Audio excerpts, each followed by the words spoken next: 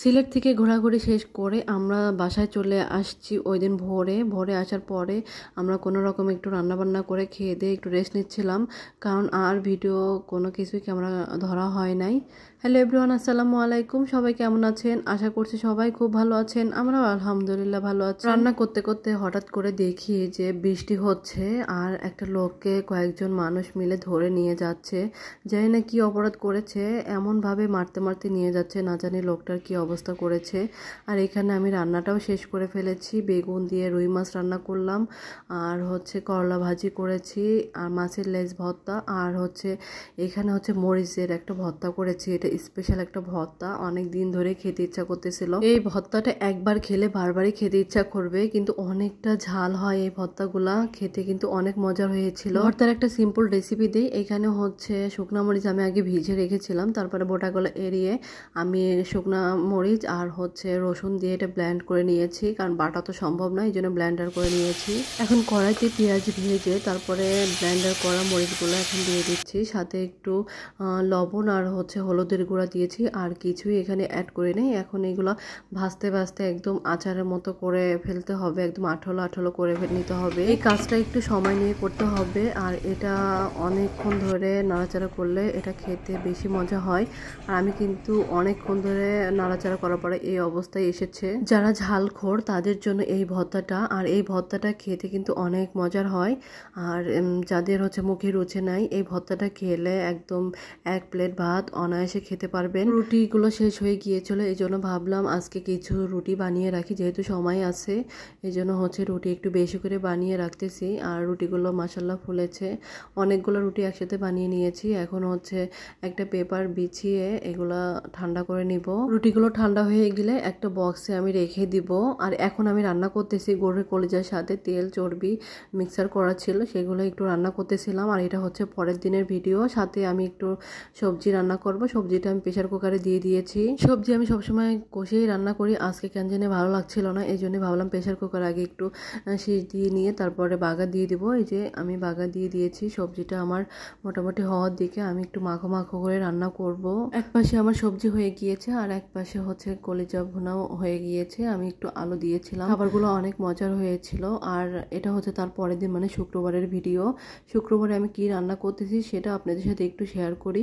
সিলেট থেকে বাসমতি চাল নিয়ে এসেছিলাম, আর সেটাই আজকে একটু রান্না করবে স্পেশাল ভাবে। তো নোয়ার পাপাকে বললাম তো কি খাবার, নোয়ার পাপা বললো যে আজকে কাচ্চি রান্না করো। এই জন্য ভাবলাম যে সিলেট থেকে আনা চালটা দিয়েই আমি কাচ্চিটা রান্না করে দিই। এখন চালটা আমি আধা ঘন্টা ভিজিয়ে রাখবো। চালটা কিছুক্ষণ ভিজিয়ে রাখলে তাহলে আর এই চালটা ভাঙবে না, এই জন্য আমি আধা ঘন্টা ভিজিয়ে রাখবো। তারপরে কিভাবে রান্না করি সব কিছুই একটু একটু করে আপনাদের সাথে শেয়ার করি, কারণ পুরো ভিডিও নিয়ে এত সম্ভব না, এই জন্য একটু একটু করে আপনাদের সাথে শেয়ার করতেছি। শুক্রবার এমন একটা দিন, যতই মনে করি যে আজকে একটু তাড়াতাড়ি সব কাজ শেষ করব, কিন্তু কিছুতেই হয় না। আর এখানে আমি কাচ্চি রান্নার জন্য প্রায় 2.5 কেজি মাংস নিয়েছি। দেখে মনে হচ্ছে অল্প, কিন্তু না, এখানে 2.5 কেজি মাংস আছে, আর 1 কেজি চাল দিয়ে আমি কাচ্চিটা রান্না করব। আর এখানে আমি পানি দিয়েছি আর কিছু মশলা দিয়ে আর একটু সরিষার তেল দিয়েছি, যেহেতু আমি সরিষার তেলে রান্না করি, এই জন্য সরিষার তেল দিয়েছি। আপনাদের কাছে যদি সয়াবিন তেল থাকে তাহলে সেটা দিবেন, আমি সরিষার তেল দিয়ে রান্না করতেছি। এখানে আমার চালটা 80% সেদ্ধ হয়ে গিয়েছে, এখন আমি নামিয়ে ফেলবো। চালটা ওইদিকে আমি ঠান্ডা করতে দিয়েছি, মানে ঝাড়া দিয়ে দিয়েছি পানিটা ফেলে দিয়ে। এখন মাংসটা কষিয়ে নেব। মাংসটা কষানোর জন্য এখানে আমি পেঁয়াজ কুচি নিয়েছি, কাঁচামরিচ আর একটু একটু করে মশলা দিয়ে নাড়াচাড়া করে নিচ্ছি। এখানে আদা বাটা আর রসুন বাটা দিয়ে দিচ্ছি। আর তেমন কোনো মশলাই আমি এখানে ইউজ করব না, শুধুমাত্র কাচ্চির একটা মশলা আমি এখানে ইউজ করব। এখানে মশলাটা আমার মোটামুটি কষানো হয়ে গিয়েছে। এখন মাংসটা আমি দিয়ে দেবো। মাংসটা কিন্তু আমি আগে থেকে প্রেসারে শীষ দিয়ে নিয়েছিলাম। এখন মশলাটা দিয়ে দিচ্ছি। প্রেসারে শীষ দিয়ে নিলে একটু তাড়াতাড়ি হয়ে যায়।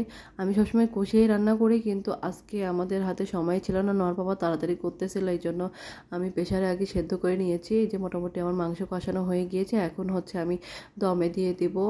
আমি অর্ধেকটা মাংস আগে দিয়ে দিয়েছি, এখন অর্ধেকটা রাইস উপরে দিয়ে এখন বাকি মাংসটুকু দিয়ে সুন্দর করে লেয়ার করে নিচ্ছি। খুবই সিম্পলভাবে আমি এই কাচ্চিটা রান্না করলাম, মানে মোটামুটি হাতের কাছে যা আছে সেগুলো দিয়ে আমি এই কাচ্চিটা রান্না করলাম। আর এখন বাকি মাংসটুকু দিয়ে আমি এখন লেয়ার করে নিব। এখন মাংসটা দেওয়ার পরে বাকি যে চালটুকু আছে সেটা দিয়ে এখন পেঁয়াজ বেরেস্তা দিয়ে একটু সাজিয়ে নেব। আমার ইচ্ছা মতো আমি একটু সাজিয়ে নিচ্ছি, আপনারা আপনাদের ইচ্ছা মতো সাজিয়ে নেবেন। কাচ্চির মধ্যে আমি এখানে একটু গুঁড়া দুধ ইউজ করতেছি, জানি না কাচ্চিতে গুঁড়া দুধ ইউজ করে কিনা, কিন্তু আমি একটু স্বাদের জন্য গুঁড়া দুধ ইউজ করতেছিলাম। আর এখানে পেঁয়াজ বেরেস্তা আর মাংসের যে একটু ঝোল ছিল ওটাও একটু দিয়ে দিয়েছি, জাস্ট একটু কালারটা দেখতে ভালো হওয়ার জন্য। আর এখানে আমি হচ্ছে একটু ফুড কালার ইউজ করব। কাচ্চিটা আমি সিম্পলভাবে রান্না করেছি আর খেতে আসলেই অসাধারণ হয়েছিল। নোয়ার পাপা বলল অনেক মজার হয়েছে। আমি এই বাদে 2বার কাচ্চি রান্না করেছি, বিরিয়ানি অনেকবার রান্না করেছি কিন্তু কাচ্চি এই বাদে 2বার রান্না করলাম। আর এই যে আমি উপর দিয়ে একটু গুঁড়া দুধ দিয়ে দিয়েছি আর হচ্ছে একটু ফুড কালার দিয়ে দিচ্ছিলাম। আমার হাতের কাছে ফুড কালার ছিল না, আমি ইনস্ট্যান্ট দোকান থেকে নিয়ে এসে তারপরে হচ্ছে ফুড কালারটা দিয়ে দিলাম।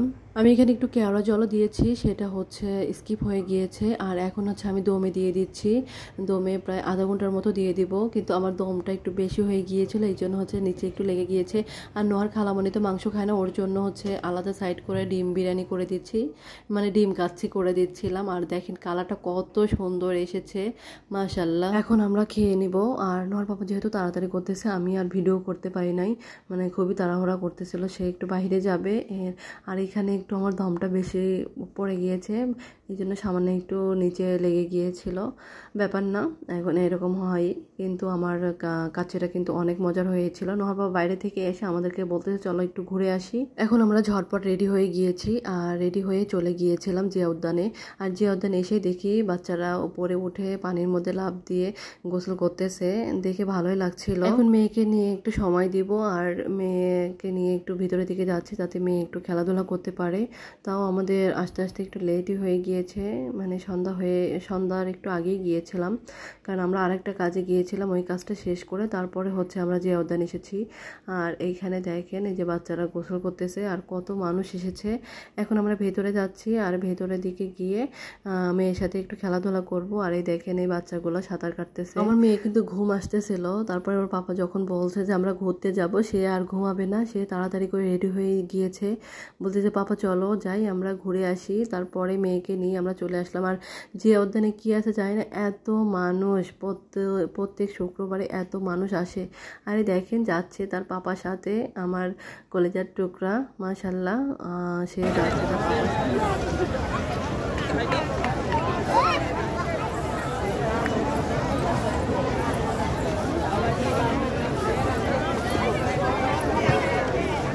মেয়েকে নিয়ে এখন একটু ভেতরের দিকে যাচ্ছি। মেয়ে তো মহা খুশি, তার বাবার সাথে দৌড়ায় বেড়াচ্ছে।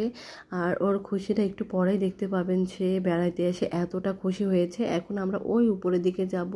কত মানুষ দেখেছেন, এত মানুষ এসেছে। আর শুক্রবার মানেই ছুটির দিন, সবাই ঘুরতে বের হয়, আর সবাই তো একটা দিনে ছুটি পায়, এই জন্য অনেক মানুষই হয়। আর এই যাচ্ছে আমার বুড়িটা তার পাপার সাথে। আর এখন হচ্ছে আমরা উপর থেকে একটু ভিডিও নিচে, দেখেন নিচে কত মানুষ, দেখতে ভালোই লাগছিল। আর আমার বুড়িটা কিন্তু অনেক মজা করেছে, তার চোখে কিন্তু ঘুম ছিল, কিন্তু ঘুরতে এসে তার ঘুম কেন জানি লুকায় গিয়েছে।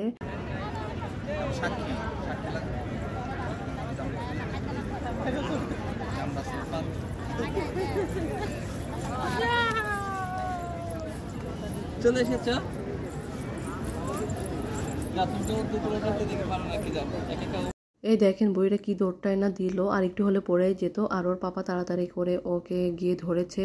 আর আজকের ভিডিওটা এই পর্যন্ত। সবাই ভালো থাকবেন, সুস্থ থাকবেন, দেখা হবে নেক্সট কোনো ভিডিওতে। আমাদের আজকের ভিডিওটা কেমন লাগছে প্লিজ কমেন্ট করে জানাবেন, লাইক কমেন্ট এন্ড শেয়ার করে দিবেন। আমাদের চ্যানেলটিকে সাবস্ক্রাইব করে আমাদের পাশে থাকবেন, আর সাথে থাকা বেল আইকন প্রেস করে দিবেন, যাতে করে আমি যখনই ভিডিও ছাড়ি সাথে সাথে আপনাদের কাছে নোটিফিকেশন চলে যায়। সবাই ভালো থাকবেন। আর আমার মেয়ের ভিডিওটা দেখতে দেখতে আমরা আজকের ভিডিওটা শেষ করতেছি।